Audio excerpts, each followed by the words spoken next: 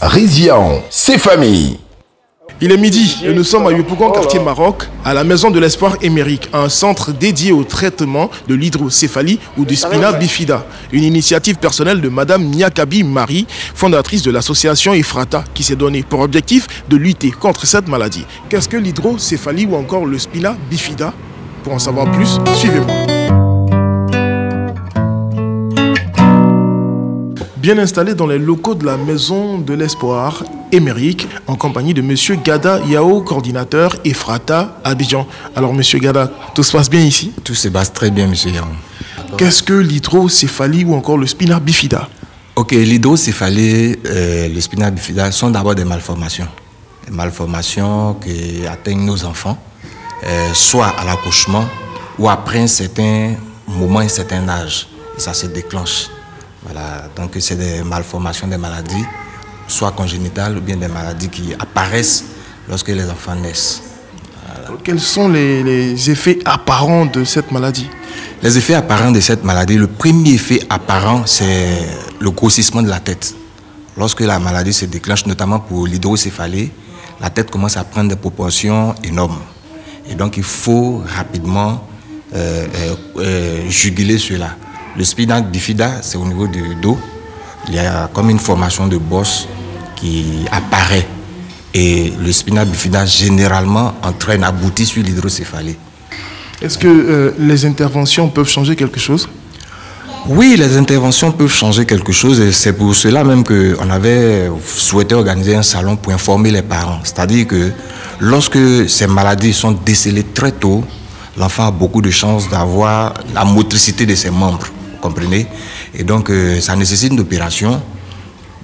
L'hydrocéphalie, c'est un liquide qui entre dans la tête, dans la boîte crânienne qui enfle. Et donc, lorsque nous faisons l'intervention, le liquide est dérivé. Et donc, la tête ne grossit plus. J'ai bien envie de vous demander pourquoi vous avez décidé de soigner cette maladie-là particulièrement. La raison est simple. Je vais dire les raisons sont simples. Nous avons deux raisons principales.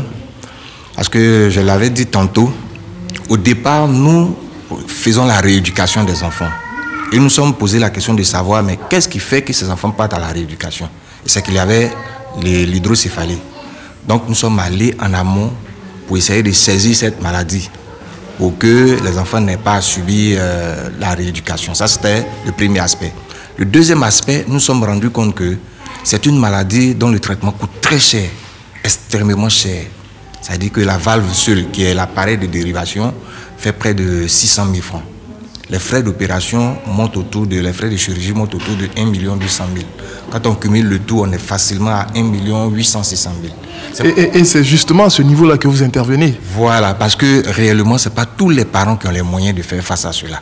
Notre plus grande satisfaction, c'est de voir les enfants avoir une vie normale. Et comme nous le disons, notre logo, Ifrata, c'est la vie. Et notre sigle, c'est donner vie à la vie. Alors, très chers téléspectateurs, ces enfants, comme tous les autres, ont droit à la vie. Et ensemble, Soyons leur espoir. Merci, à bientôt.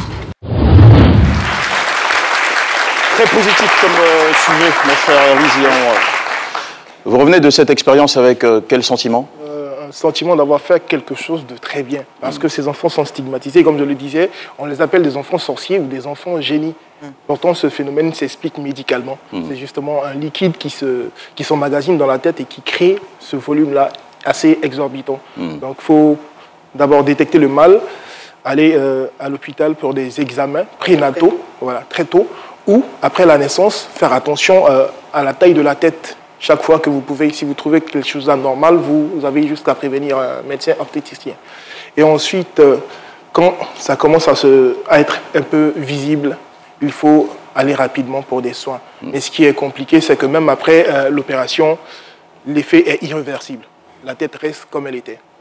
Donc voici pourquoi il faut sensibiliser, il faut communiquer et expliquer aux parents le bien fondé de détecter cette maladie-là très tôt. Voilà.